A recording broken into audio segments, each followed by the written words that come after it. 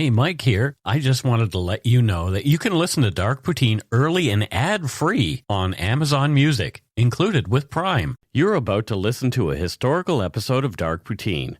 After episode 149, you will find Scott is no longer with the show. In an effort to maintain continuity and offer listeners as many episodes as possible, we are leaving the episodes in which he co-hosted intact. Thank you.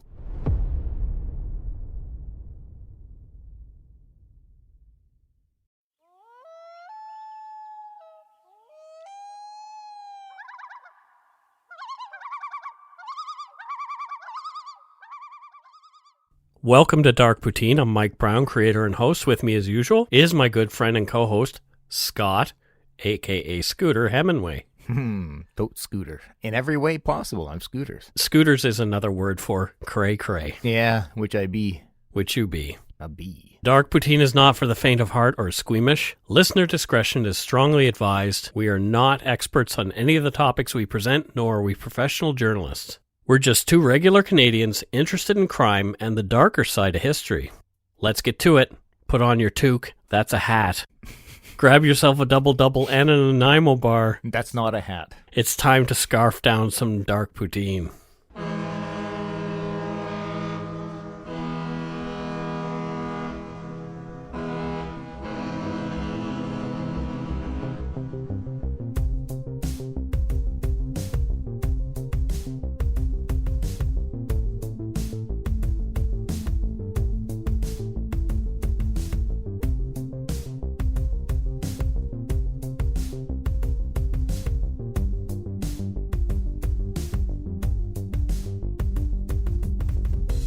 This is episode 49. Oh my goodness, we're one away, Mike. One away from 50. One away.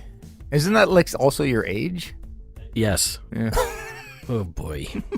A toque, for those of you who have been wondering, is a winter hat. Yeah. A knitted winter cap. Yeah, some places call them beanies, others skull cap. Like it's just a... A double-double would be a coffee with 2 creams and 2 sugars. Yeah, which is specific to, like, the Tim Hortons, which is a Canadian one. Up, you walk up, you say you want a double-double. They give you a coffee, 2 cream, 2 sugar. McDonald's will give you that too. It's kind of become part of the lexicon. Yeah. And a Nanaimo bar is a sweet treat named after Nanaimo, where it's from. Nanaimo, British Columbia. Yeah, I don't know how to describe what's in it, just goodness. Custard. Oh, is that what's in it? Yep. Custard, some Chocolate, some wafery... coconut.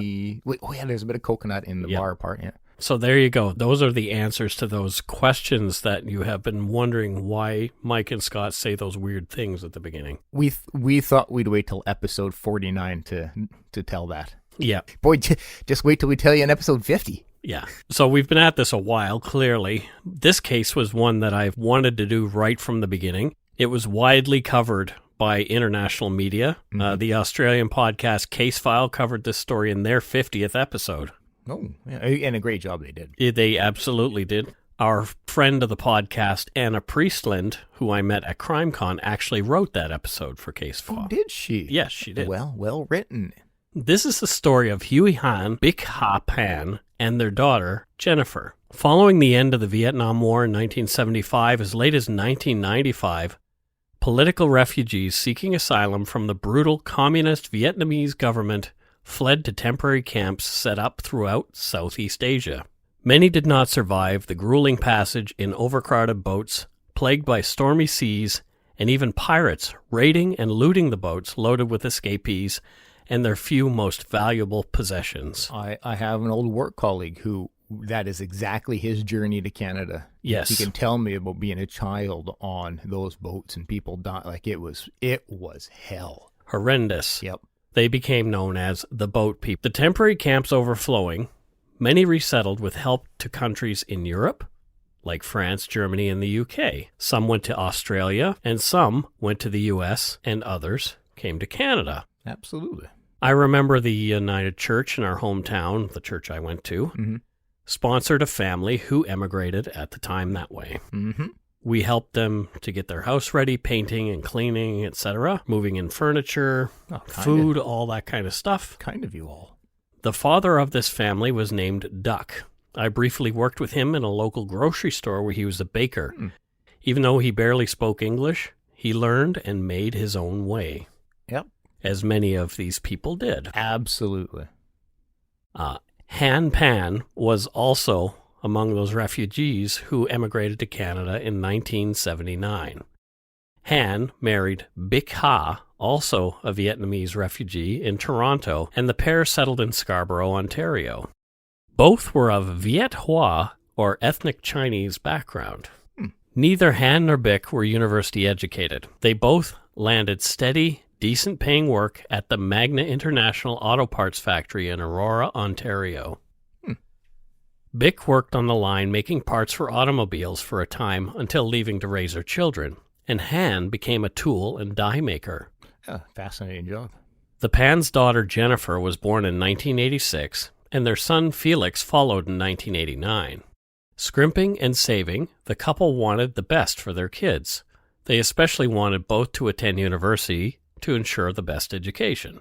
The Pans had high expectations of their kids and would accept nothing but the best effort and top results when it came to school or extracurricular activity. Oh, I'm anxious thinking about that pressure. Yeah. Jennifer was involved in piano. Yep. And also figure skating. Oh, nice. Han was seen as a tiger dad, and Bich was along for the ride. He wanted to give his children everything he had not been able to have. What does tiger dad mean? Tiger parenting means the parents are involved in every aspect of their child's lives. Some see it as very controlling, not allowing for a child's individuality, but proponents believe it leads to more success in later life. Gotcha. It's practiced within the Chinese community, and that's where the name Tiger Mom or Tiger Dad comes from. You see it with a lot of parents in North America now as well, with, your kids being in sports, and it's just you live, eat, breathe. The parent will be hovering, and I can't remember what the label is for them, but... Helicopter parents. Well, that's more kind of a parent who won't let their child out of their sight. And they hover. Yeah, but not necessarily controlling and trying to, you need to be a success, and I'll take nothing less than the best.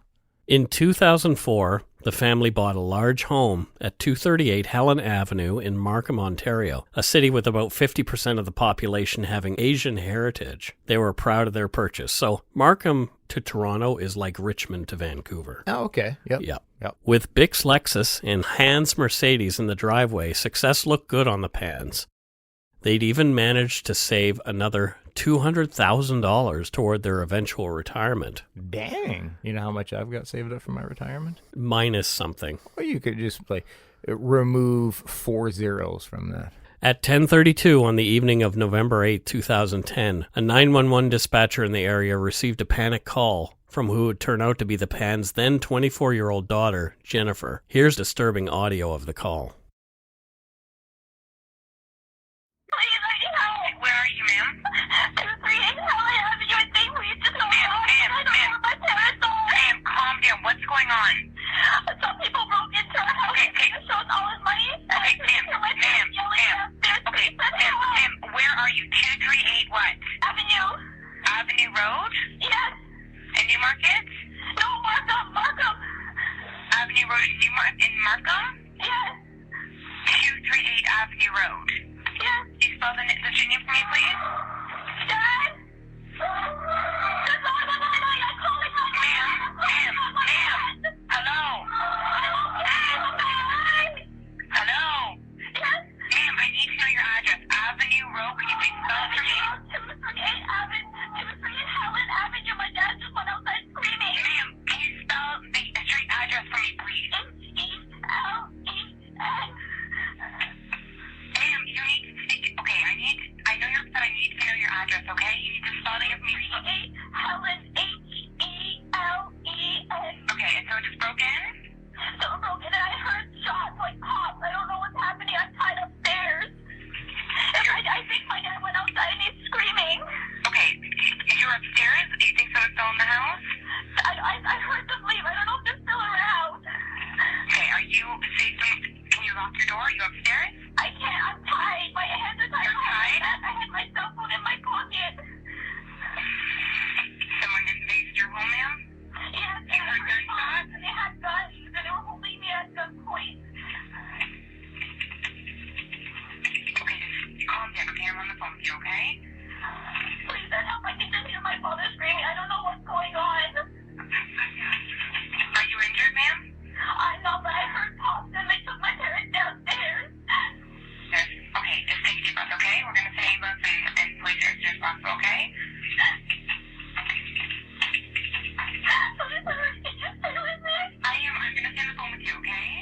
So that's some of the audio from the 911 call. I edited off a bit at the end. Yeah, it's a long call. It's quite a long call, but it's very disturbing. Yeah.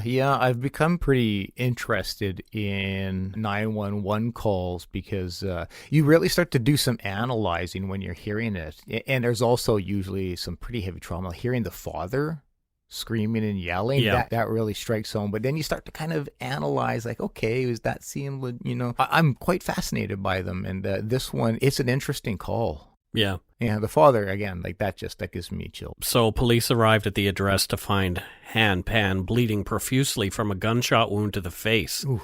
He was under the care of his next-door neighbor at the time. Han's English was not the best, and he was confused, showing signs of shock. For sure, yeah. He tried to relate what had happened just moments before to the responding officers. Han made his fingers look like a gun to let the police know that there were armed intruders, and he also told them that his wife had been shot and that his daughter was upstairs. I'm trying to envision having to communicate all this with a bullet wound to your face. And you are in English as your second language. Yeah, wow. Cops enter the house and follow a trail of blood to the basement where they find the lifeless form of Bich Ha Pan laying face down. There was a blue towel over her head and a large pool of blood surrounded it, seeping out from under the towel. So somebody had covered her head. They did that prior to shooting them. Yeah, which is always interesting. Paramedics arrived and went to work, but the efforts were fruitless. Mrs. Pan was dead. She'd been shot 3 times in the head at point-blank range. Eesh. Police find Jennifer still bound loosely to the upstairs banister outside her room. She had her hands tied behind her back. She cried for them to untie her, but the police officers refused, saying they had to ensure that there were no remaining armed suspects in the house. After clearing the house, they cut the black bootlace off Jennifer's wrists with a pair of her own scissors that they'd gotten from her room. She seemed quite panicked, which is par for the course in a case like this. Of course. Jennifer watched as her father, Han Pan, was loaded into one ambulance prior to being seen to by paramedics herself. After ensuring that Jennifer had not been injured or sexually assaulted in any way during the attack, she was brought to the Markham Police Detachment of the York Regional Police. There, she related her story to Detective Slade just hours after the attack. After the usual protocol of being cautioned about the potential consequences of false statements and signing a waiver, Jennifer began telling her harrowing tale. Yep. Yeah, and what a tale it is. And this first interview is an hour and 48 minutes long. And we're going to play it all? No. Oh. It's available on YouTube, as are the other 2. They all total about 10 and a half hours or so. We'll post links to all relevant media in our show notes. Jennifer's long black hair was in a single braid to the side of her head. She was wearing black yoga pants, a gray long-sleeve shirt with blue slippers. She looks much younger than her 24 years. I would have assumed her no older than 14 or 15 upon seeing her. Oh, really? I've never seen a photo of her. Even after listening to other stuff, I've never seen a photo of her. Oh, wow. I absolutely 14 or 15. Yeah. Wow. Easily. So young looking. But she was 24. Wow. Jennifer says that while she was watching TV in her bedroom, she heard a bit of commotion coming from downstairs. She thought her mother might have been looking for something she couldn't find. Hearing her mother yell for her father in English, a language rarely used in the home, is what really drew her attention. They usually used Vietnamese or Cantonese. Which I would do as well in a native language. I would use my most comfortable language. Jennifer claimed when she opened her bedroom door to see what was going on, a man, Jennifer referred to as number 1, grabbed her and tied her hands behind her back. She was taken downstairs and forced to her knees. Man number 2 was wearing a hoodie, and Jennifer only saw man number 3's shadow and heard his voice as she was told to stare at the ground. She said her mom and dad were also kneeling nearby. 2 men screamed at her mother, Bich, about her wallet. Bich did not understand what the men were saying, and Jennifer tried to translate. They were asked repeatedly to give all the money they had in the house. Han gave the men $60 from his wallet. So it's certainly seeming like money is a motive here. Jennifer told the men she had money in her room, around $2,000 she'd been saving for a new iPhone. She was taken upstairs where she gave the money, and she said after more rummaging, the men found more money. Around $1,100 American her parents had saved from a recent trip to the States. Rather than take her downstairs again, she was tied to the stairs with a shoestring. According to Jennifer, this is when things escalated. The men then went back downstairs to Bich and Han, leaving Jennifer alone tied to the stairs. They were saying, "You lied to us," and "all you had to do was cooperate." The men began the process of taking Bich and Han Pan down to the basement. Bich was yelling that she wanted her daughter with her. Jennifer claimed she then heard a man saying, "This is taking too long." And some more inaudible talking, and then 2 pops, followed by 3 more. At some point, one of the men said, "That's enough. Let's go." Oh, chilling. The men left, and this is when Jennifer made that 911 call. Detective Slade leaves Jennifer alone in the interrogation room for about 15 minutes. During that time, she wanders the room, recoiling when he re-enters. Jennifer recoils again when another police officer enters to give her back her cell phone. It's interesting that she's recoiling from the police who are there to help. Yeah. But, I mean, this person has also just suffered a trauma. Absolutely. You would be jumpy. You'd be antsy. Slade then has Jennifer sign a consent form for a search of her phone. That, he claims, is a time-stamping of the night's events. He extends the period of phone record search to 9 days prior rather than just that night. Okay. I guess they do have to stipulate that on the search warrant. Yes. Jennifer looks rather concerned as Slade downplays the search warrant's importance or what it might reveal. Phone records would be very important later on in this case. Yep. And the interview ends. Luckily, Jennifer's brother Felix was away studying mechanical engineering at McMaster's, but he was questioned that night as well. Yeah. Obviously. Understandably. Neighbors in the Markham area were terrified. Here's a Global TV report days after the shooting. Evidence markers show the blood trail left by the wounded husband of Bich Ha Pan as he ran to the neighbor's house on Monday night, desperate for help after his wife was fatally shot. Investigators have not said any more about a motive for the deadly home invasion, but because police say this appears to be a random attack, many in the community are on edge. Oh, scared. Very scared. Terrified, actually. Detectives went to Sunnybrook Hospital today to speak with Pan's husband, who remains in the critical care unit. Were you able to interview the victim? We did not interview the victim at this point. That's why you came? We came to check on his status. The victim's daughter and son are sitting vigil by their father's side, now also mourning their grandfather, who died last night in an unfortunate coincidence. Investigators have also set up a mobile command post for anyone who may have information on the murder, and in an effort to calm the fears of neighbors. I'm always telling people that most intruders do not want to have interactions with people. They want to rob a house, and that's what they happen to do for a living. This security expert says he is surprised by the deadly violence seen in the Pan home. Not surprisingly, business is brisk, as many want more protection. We just thinking about put some security, have the video camera. Clearly, Catherine neighbors were McDonald, Global pretty News. worked up about what was going on there. No matter what happened, to have a shooting happen next door and a death, that's going to rock your whole neighborhood. We had a murder in our neighborhood a couple of years ago where a hockey mom was beaten to death with a rock just across the street from us here. Well, there was a gangland shooting right at my daughter's school on Friday at 1 a.m, so they had to have counselors at the school today for that. Welcome to Surrey. Yeah, well, welcome. Welcome to the new world. Yeah. There were already a lot of holes in Jennifer's story, although the police weren't saying so publicly. There were 2 luxury vehicles, a Lexus and a Mercedes, in the garage. The keys were right there for someone to take beside the door. Yeah, I mean, for sure, that's something that I would be questioning. The biggest question of all is, if they were shooting witnesses, why leave Jennifer alive? Yeah. Cops were watching her every move very early on. Yep. 3 days after her first interview, Jennifer spoke to Detective Slade again. This time, the interview went over 4 hours. It's clear that Slade and other investigators had been talking to other people since the first night, as he seemed much more informed. Yeah, absolutely. And I wish my name was Detective Slade. That's a great name. Detective Slade? I'll take even Sergeant Slade or Private Slade. I don't care. It just sounds so cool. Fantastic. It is. This time, Jennifer looks much more put together. Her hair is pulled back into a ponytail. She wears a white collarless shirt, black long-sleeve sweater, and jeans. She looks actually a little older in this video as well. Her demeanor is also slightly more confident, but she wrings her hands in front of her throughout.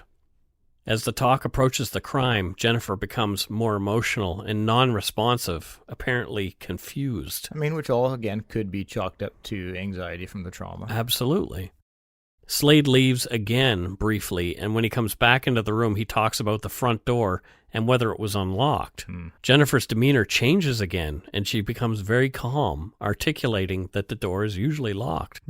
Slade then wants to talk about Jennifer's past. This is where things get interesting. Jennifer admits she had a boyfriend named Daniel. Even though she was almost 18 years old at the time the relationship was developing, Han forbade Jennifer seeing Daniel. Here's some audio from that interview of Jennifer explaining that her father was against her relationship with Daniel. And so who was against you having a boyfriend? My father. Your father?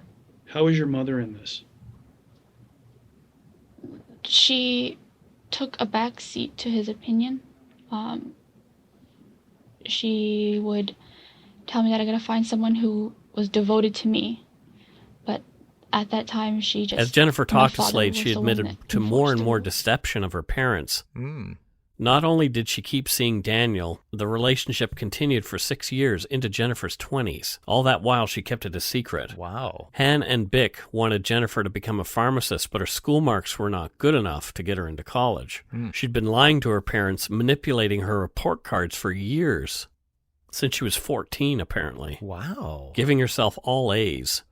Their expectations were high, and she felt that she could not measure up, so she learned to cheat. So she'd been doing this for quite a long time, this kind of lying. So this is somebody who's very, very good at lying. Being deceptive, yeah. In fact, Jennifer had not even graduated high school, as she was a credit short.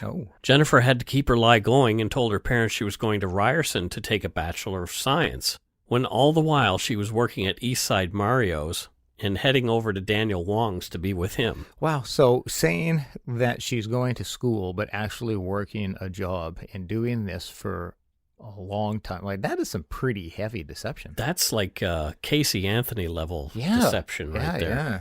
Finally, she was caught when she was seen being dropped off by Daniel at the place where the Pans were early picking her up.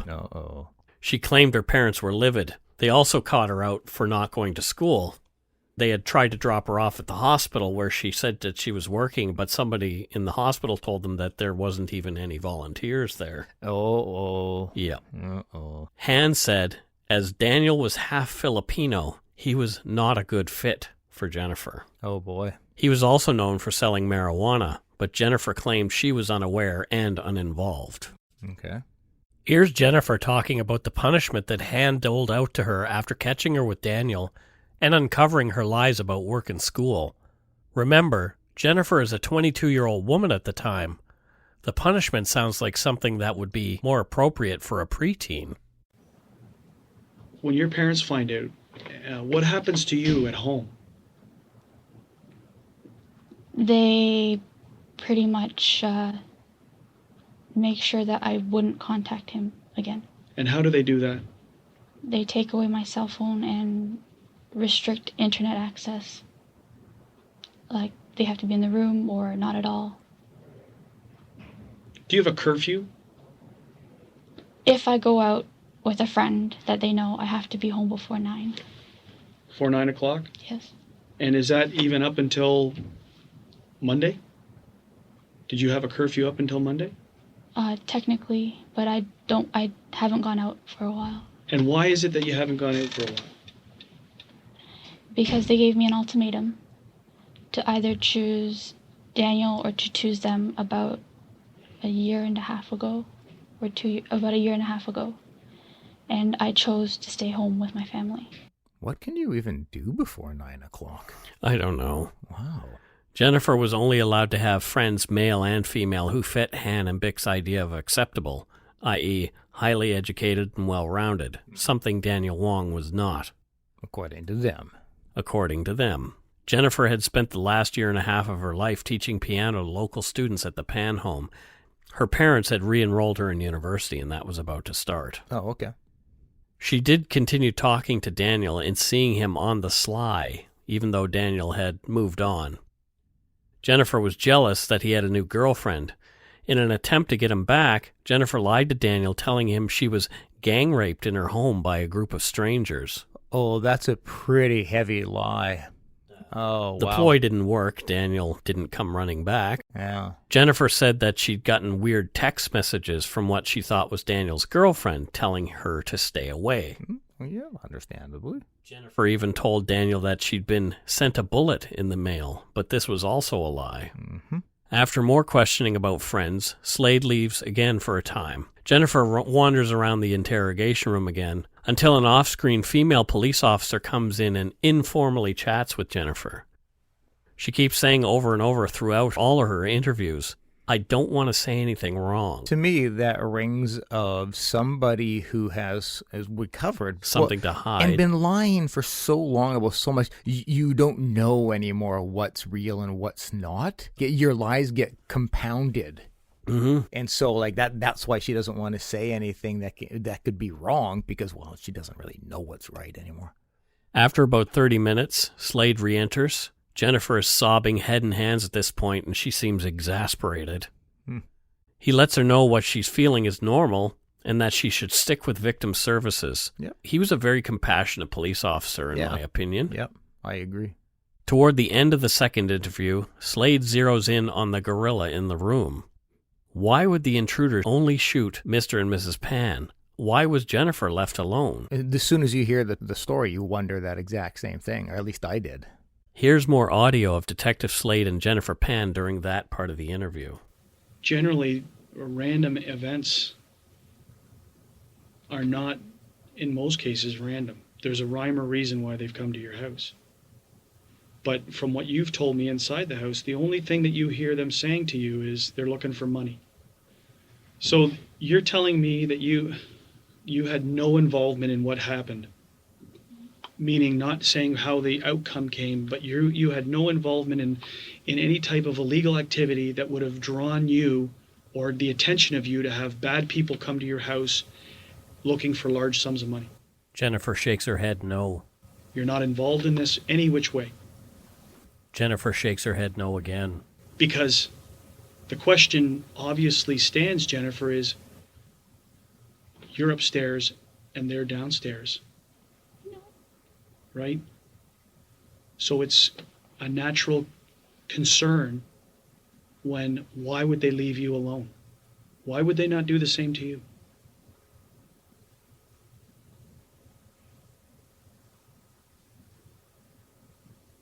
You can't answer that question? The only thing I can say is he said I cooperated. She cooperated. Oh, okay. Well, there you go. Case closed. Slade leaves again for a time, and when he comes back, he says they're done for now. Jennifer intimates that she was scared by the questions he was asking earlier. Slade asks Jennifer if she lied. Again, she says no. Mm-hmm. The second interview ends with Slade letting Jennifer know the investigation is ongoing and that at this point, all avenues are still being looked into.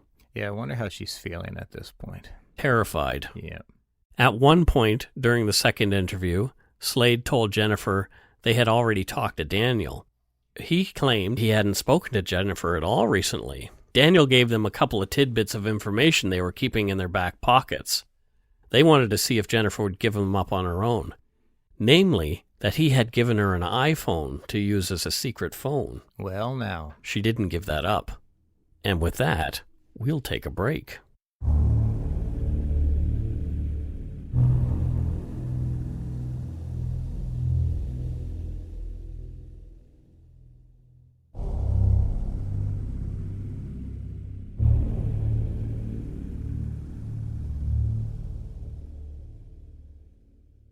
And we're back.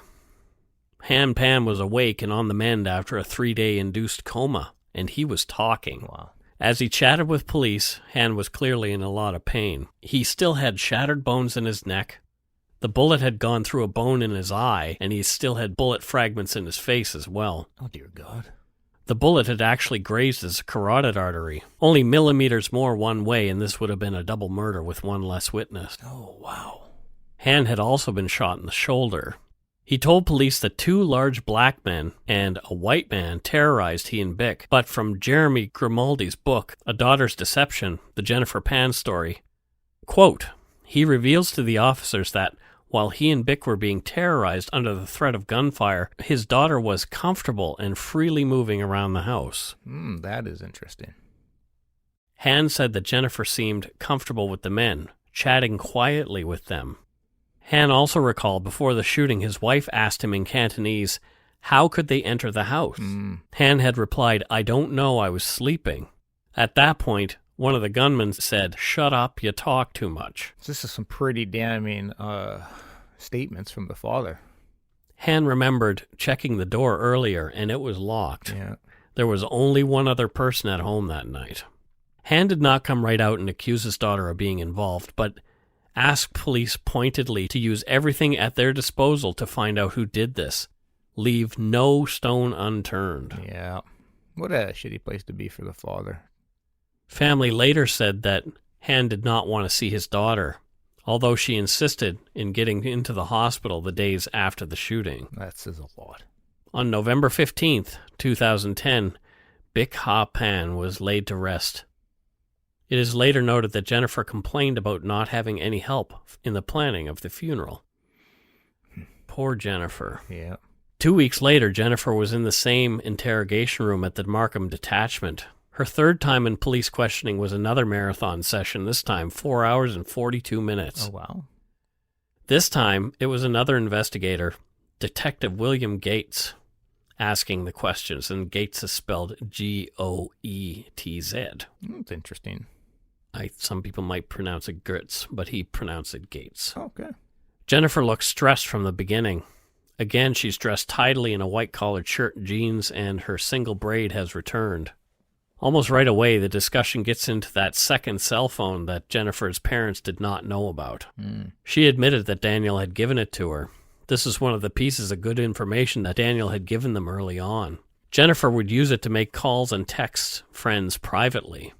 A lot of similar ground is covered by Gates and Jennifer. Gates gets into investigative techniques and a crude explanation of how evidence is gathered by way of cell phone tracking and satellites. Yeah. It's quite entertaining to listen to him speak. Yeah, I heard a lot of that.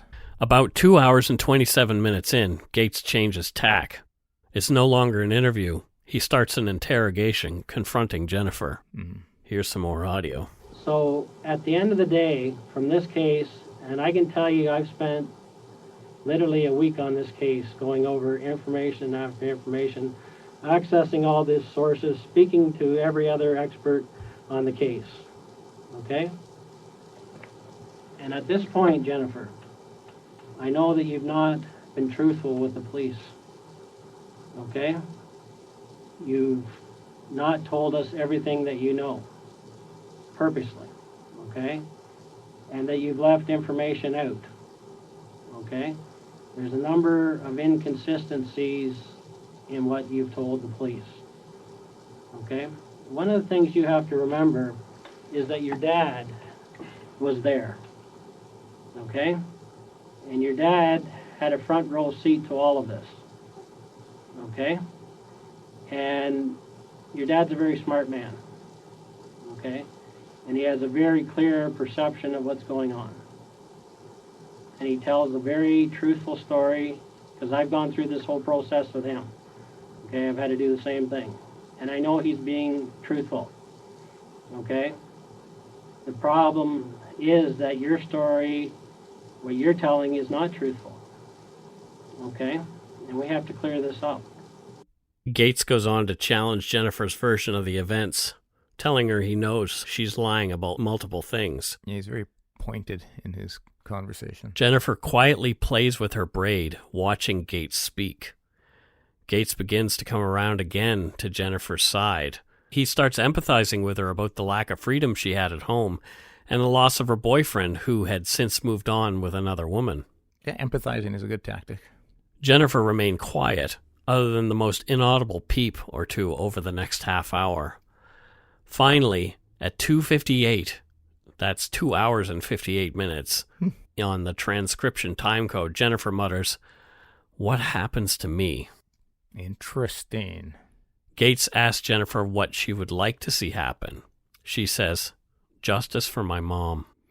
I wonder how she defines that. After more pushing, Jennifer began to talk. She said yes, she was involved, but the men were supposed to kill her, not her parents. Gates was clearly not buying what Jennifer is selling, but pushed on.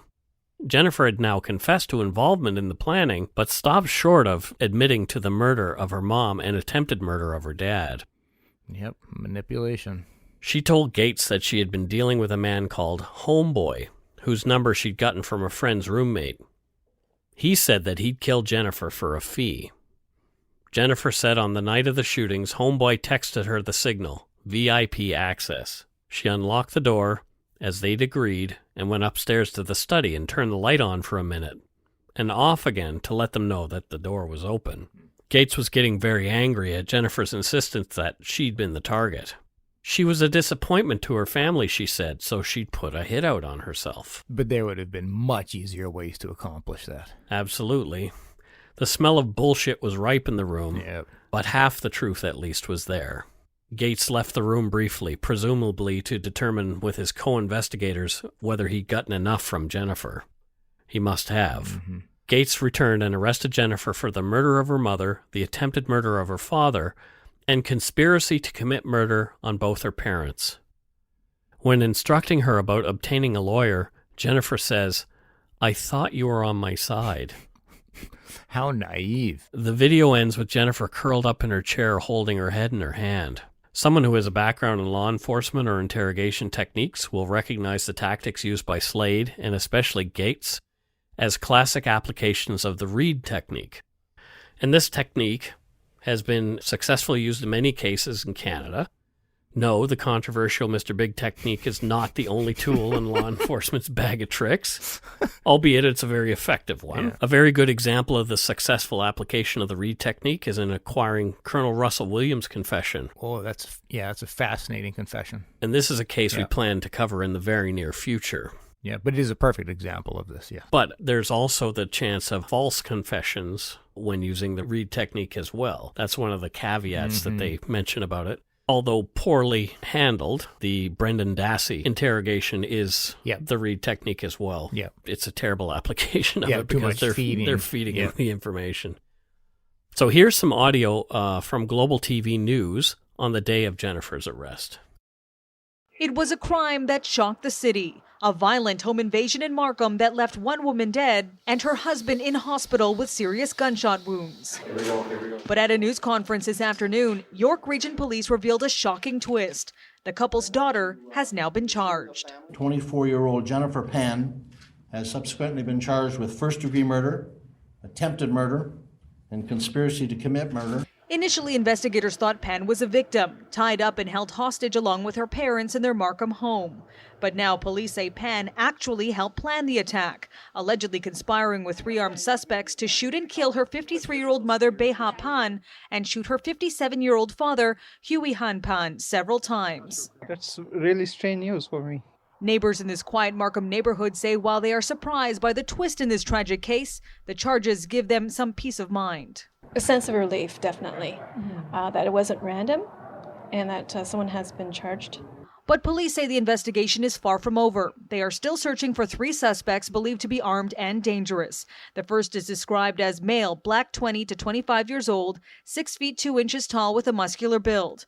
The second is male, black, 20 to 25 years old, between 6 feet and 6 foot 2 with a medium build. And the third is described as a white male, 20 to 25 years old, 6 feet tall with a heavier build and a round face. Police have not commented on a possible motive. Pan's father, Hui Han, is now out of hospital and in recovery, knowing the charges his daughter now faces and the hunt for the killers. We will leave no stone unturned in bringing the individuals responsible for this murder and this attempted murder to justice. Jennifer Pan appeared in court today. She was remanded in custody until her next court appearance, November 30th. In Markham, I'm Marianne Domain. Back to you. With Jennifer arrested, more resources could be put into finding the three men who'd actually perpetrated the crime. 3 days after Jennifer's arrest, the call logs from the iPhone that Daniel had given her came back. Daniel himself had been lying to the police. Oh. He said he hadn't heard from Jennifer lately. However, on November 8th alone, The day the Pans were shot, he called Jennifer 14 times and texted her another 36 times. The iPhone that Daniel had provided Jennifer turned out to be the key to the investigation. Yeah, I bet. There was much more, though. Jennifer had been plotting murder at least since the spring of 2010. Damn. With another friend from elementary school, Jennifer planned another hit on her father that fell through. Holy shit. The old school chum introduced her to his roommate, who Jennifer claims took $1,500 from her that she'd earned from teaching piano lessons. The idea was to murder Han Pan in the parking lot of his work. The two agreed to arrange a date later, but the man stopped answering Jennifer's calls. I guess he got the money, so... Well, it's one of those situations. What are you going to do about it? Yeah, exactly. She'd been ripped off. She confronted the man in July, and he denied making the plan with her. He returned a portion of the cash, $200, claiming that's all she'd given him for a night out, nothing more. It was around this time that Jennifer began chatting and flirting with Daniel Wong again. She told Daniel what had been going on, and the two hatched a plan to have Bich and Han killed. They would live together off the proceeds of the estate she'd have to split with her brother Felix. Jennifer estimated her take to be around $500,000. Yep, well, that's a substantial motive. I'd do a lot of things for $500,000, not kill anybody or hurt anybody. This is when Daniel gave Jennifer the iPhone and SIM card she was only to use for conversation with Daniel and his acquaintance, Lenford Crawford, a.k.a. Homeboy. Daniel said Homeboy could fix their problems. Crawford told Jennifer that although the rate for contract homicide was typically $20,000, he'd give her a friend rate of $10,000 as he knew Daniel. Well, that's mighty kind of him. Right? That's really, really generous. 50% discount. Here's a 50% friend discount of murder. A hitman with coupons. I guess so. Wow. Homeboy scouted the Pans neighborhood on Halloween night. I guess he'd fit right in with the rest of the creeps. On November 2nd, 2010, that was supposed to be the day of the event. Police searches of the text messages between Jennifer and Daniel that day show that there were some cracks in the alliance. Jennifer claimed she had concerns about Daniel's loyalty. He was with another woman at the time, after all. From an article in Toronto Life by Karen K. Ho. Quote, Jennifer texted Daniel, "So you feel for her what I feel for you? Then call it off with Homeboy." Daniel responded, "I thought you wanted this for you." Jennifer replied to Daniel, "I do, but I have nowhere to go." Daniel wrote back, "Call it off with Homeboy. You said you wanted this with or without me." Jennifer wrote, "I want it for me." The next day, Daniel texted, "I did everything and lined it all up for you." It seemed Daniel wanted out of the arrangement, but within hours they reverted to their old ways of texting and flirting. Later that day, Crawford texted Jennifer, "I need the time of completion. Think about it." Jennifer wrote back, "Today is a no-go. Dinner plans out, so we won't be home in time." Over the following week, there was a flurry of text and phone conversations between Jennifer, Daniel, and Crawford. On the morning of November 8th, Crawford texted Jennifer, "After work, okay, will be game time." End quote. Yeesh. And it was. After search warrants for text messages and call records for all the phones of the people involved, police were able to paint a chilling picture of a cold-blooded murder-for-hire plot. Absolutely. The three men police believed were perpetrators of the murder were all arrested and charged with first-degree murder, attempted murder, and conspiracy to commit murder. Their names are Eric Sean Carty, David Milvaganam, and Lenford Roy Crawford. Of course, Daniel Chi Kwong Wong was also arrested and charged with the same crimes. Eric Carty, police believed, played a major role in the violence in the Pan home. He was on the lam at the time for the murder of another former associate, Kirk Matthews, when the Pan crime took place. Jeez, good guy. When he was arrested for what happened with the Pans, he had already been in custody facing that other murder charge. Wow. He was the man who'd been handling Jennifer throughout the ordeal. Homeboy, Lenford Crawford, was allegedly the man with the plan, enlisting Carty and David Milvaganam to assist with the crime. Trial dates were set, and all were to be tried together, but Eric Carty's lawyer was taken ill, and his trial had to be postponed. Oh. So the other defendants, and Jennifer went to trial. Yep. Jennifer took the stand in her own defense, testifying for 7 days. Holy cow. The jury did not believe Jennifer's story. She played the misunderstood victim throughout. I wonder if it was her request to take the stand, because that's usually a no-no. I don't know for sure. I don't know the ins and outs of that one, but the verdict came. It was guilty on all charges for the defendants. Here's some more audio from Global News. As soon as the verdict was announced, I saw Jennifer Pan very dramatically look to the ground, and she basically stayed in that position for a long time. At one point, I did see her clutching the hand of her defense lawyer, and then after that, she did start to cry, and she was wiping away tears with a tissue. But perhaps what was even more emotional when this verdict was announced was when the verdict was announced for the co-accused, the 3 men, who were also found guilty of first-degree murder and attempted murder. Because when their verdicts were read out loud, there was a woman in the courtroom, presumably a relative or a friend, who was screaming hysterically and then ran out the courtroom. But unfortunately, none of the relatives would speak with us. Any comments, sir? The father of the co-accused refused to speak, but Jennifer Pan's defense lawyer summed up their reaction to the verdict. Ms. Pan is devastated by the result. It was not expected. This whole event is a tragedy for her whole family, including herself. Pan's been convicted of plotting to kill her parents and staging a home invasion. Her mom and dad had disapproved of a relationship with her then-boyfriend, Danny Wong, who was also found guilty. The evidence didn't point to his guilt. That's my perspective. I'm his lawyer. I appreciate that. But, I also respect the jury system. Pan testified she hired people to have herself killed, not her parents, and then called off the deal. She explained in court she was suicidal, believed she was a failure, had lied to her parents about going to university. According to Pan, the intruders broke into the family's home, tied her up, and shot her parents. But the jury didn't buy it. Her father, who survived 2 gunshot wounds, testified Jennifer was never tied up and saw his daughter speaking quietly to the intruders that night. He also told the jury he had given his daughter an ultimatum before the shooting: stop seeing Danny Wong or wait until I'm dead. This case is far from over. The sentencing will take place in January. Also important to know that there was a 5th person who was accused of the same crimes, but because his lawyer fell ill, he will be tried separately.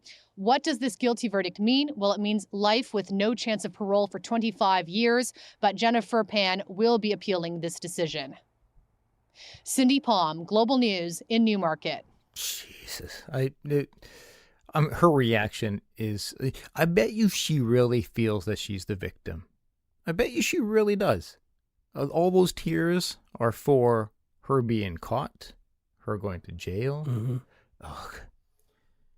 Han and his son Felix gave victim impact statements at the sentencing hearing. Ooh. Here's some of Han's statement. When I lost my wife, I lost my daughter at the same time. I don't feel like I have a family anymore. On the day Bich Ha died, I feel like I died too. My life totally changed that day. Some say I should feel lucky to be alive, but I feel like I am dead too. I can't work anymore because of my injuries, and I have given up all the things I used to love to do, like gardening, working on cars, and listening to music. There's no joy in any of that anymore for me. I miss my wife so much.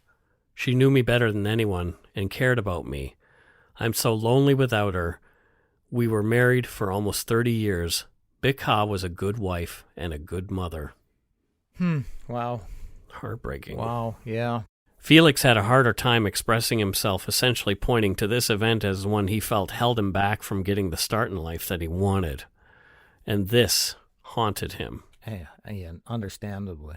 All were sentenced to life in prison without the possibility of parole for 25 years. Here's Jennifer's lawyer with some spin from Jennifer's perspective after the trial.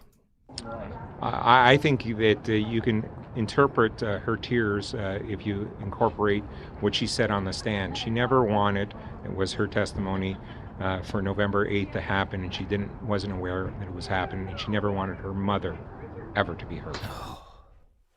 God. I get that that's his job. Yeah. But what a load of shit. Big fucking steaming pile of shit. Oh, my God. Excuse my French. Oh. Jennifer was also given a no-contact order in regard to her family. Although she wants to connect with them, this has not happened yet, as far as we're aware. Yeah, you don't say. I'm sure especially Han wants nothing to do with her. Who knows where life can take you and forgiveness and whatnot, but yeah. I mean, Wow. strict parenting is one thing. And I'm not saying she didn't have a right to dislike her parents or have conflict with her parents. We weren't there. It's tough to say. But without a doubt, that sounds like a very, very challenging home environment. But you don't solve you don't murder your parents, you leave. You're 24. Get a fucking job and move out. Yeah, exactly. I mean, Jesus. Yeah. Eric Shonkardi took a plea deal on Friday, December 4th, 2015. He pled guilty to conspiracy to commit murder. I don't know why they gave him, I guess they didn't want to spend the money on another full trial, maybe? Yeah, but yeah, that makes sense. Yeah. He was sentenced to life in prison without the possibility of parole for 18 years. Okay. However, the other murder that he'd committed, he got life 25 for, so it just doesn't matter. Oh, okay. Yeah, so this crime... which he's serving concurrently, yeah. And we can get into that whole consecutive concurrent debate if we'd like, but it doesn't matter for this guy because he was serving time in Kent Institution here in BC when he was found dead in his cell on April 26, 2018. Oh, well now. Cardi had been stabbed once in prison already. However, as of this writing, there's been no coroner's inquest yet into his death, as is practice here in BC when a prisoner dies in custody. Who knows what happened, but he's dead. Jennifer is serving her time in the Grand Valley Institution for Women in Kitchener, Ontario. And if you look this place up, it looks like a pretty easygoing time in there. I'm not okay with that. She's communicating with Daniel still. Jesus Christ. As she continues to appeal her conviction and her sentence. I mean, I'm all for minimum security prison for the right people. This is... I wouldn't say it's minimum security. It's probably... it looks pretty locked down. But they also security. have, like, little houses that the girls live in and stuff like that. Yeah, like, which I fully support. I just don't think when you are convicted of murder... She shouldn't be doing the easiest time of all of them. No, exactly. No. And she's complained that the beds aren't very comfy in some of her letters to Daniel. Oh, my God.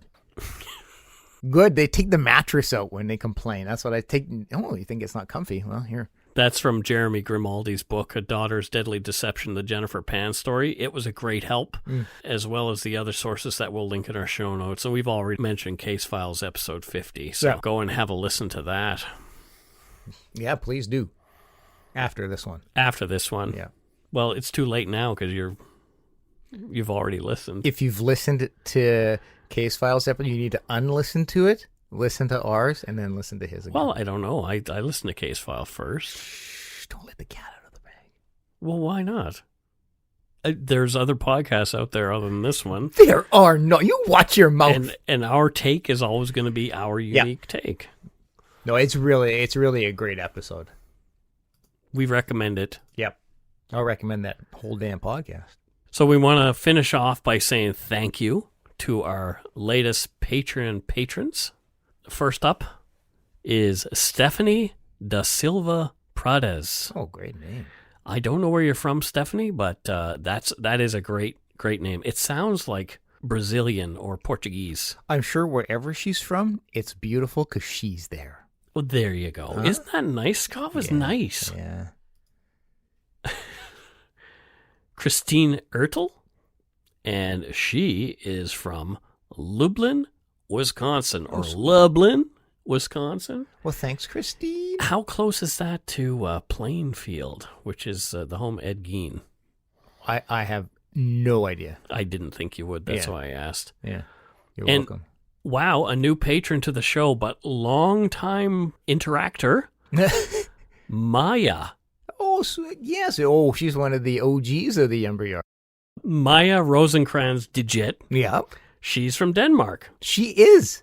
She's fantastic. She is an awesome Dane. I almost said Great Dane, but that would have been rude. Well, broken down, she is a great Danish person. Yeah, and you know what else? I like Danishes. You know, because I'm fat, right? So like. Well, are Danishes actually Danish from Denmark? This is the moment of the podcast, right here. It's a highlight of the game. Maya, you are awesome. Possum. Oh, yes. And we love you lots, and thank you for becoming a patron of our show. She's a Yumberyard OG. Yeah, you are one of our original gangsters for sure. OJ. Or OY. OY. Oh. Original Yumber.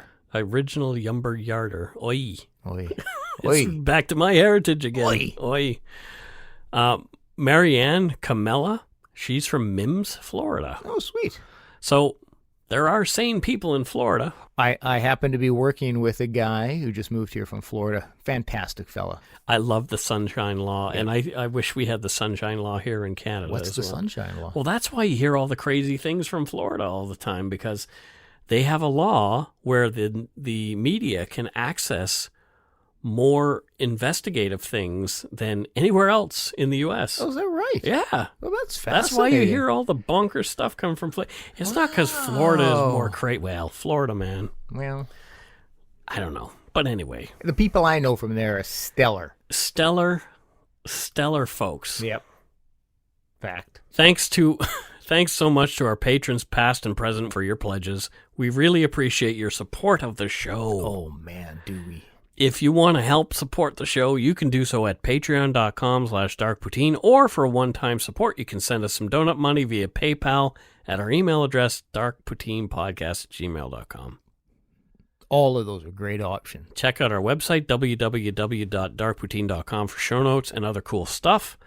There's a video of us on TV there now. Which you need to see. You need to see, because we were on the television. See my twitchy face. In my fat one. Please follow us on Facebook, Twitter, and Instagram. Just search for Dark Poutine and tell your friends, because that is the most awesome thing you could possibly do. Oh, yes. Especially fun is our closed group, the Yumberyard, as we've mentioned many times. Come join us. We're just over 1,200 there now. Man, that's growing.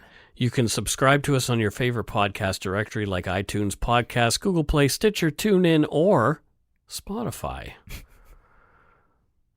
And you know what we say at the end of the show. I do. Don't forget to be a good egg and not a bad apple. Bye-bye, everybody. Chowder. And come back next week.